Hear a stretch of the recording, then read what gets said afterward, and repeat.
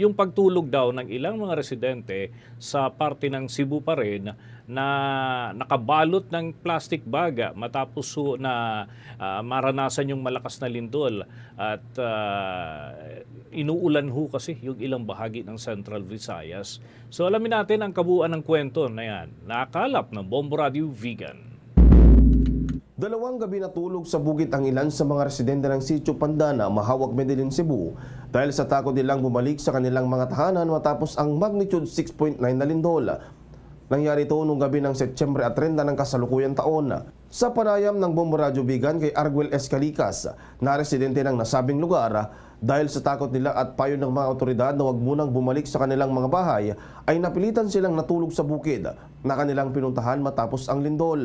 Aniya, sa loob siya ng kanilang bahay nung nangyari ang pagyanig, kaya ginising nito ang kanyang kapatid, bayaw at mga pamangkin na upang lumabas. Dahil gabi nangyari ang lindol, ay natakot sila sa posibleng mangyari kaya nagpunta na lamang sila sa bukid at wala umano silang nadalang gamot kundi cellphone lamang ang hawak nila na nagsilbing ilaw sa kanilang dinadaanan. Ibinahagi nito na pagdating ng madaling araw ay biglang umulan kaya napilitan na lamang silang gumamit ng plastik at binalot na lamang ang kanilang sarili upang hindi mabasa. Sa kabila ng nangyari ay laking pasalamat ito dahil walang napahamak sa kanilang pamilya at partially damage lamang ang natamo ng kanilang bahay.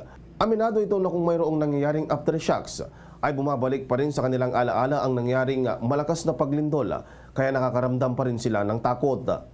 Matirik konti yung pinuntahan naming bukid, tapos malayo siya konti sa bahay namin. So parang 1 kilometro. Nung madaling araw na, from 3 a.m. to 5 a.m., nagsimula na yung ulan. Yung asawa ng ate ko bumalik sa baba at yung anak niya na pamangkin ko rin nandun sa baba, pinakuha yung supot na ginamit namin. Tapos pagdating ng asawa ng ate ko dun sa bukid, binigay sa amin isa't isa. Tapos ginamit namin yung supot para hindi kami mabasa sa ulan. Yan ang ulat mula rito sa Bombo Radio Vegan. Ito si Bombo Jan Joshua Kabatik and this is Bombo Radio Philippines, the #1 and most trusted source of news and information na Basta Radio.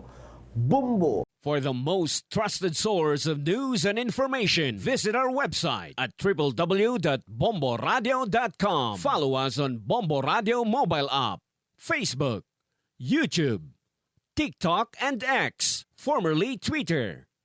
Like, share, and stay connected. Anytime, anywhere.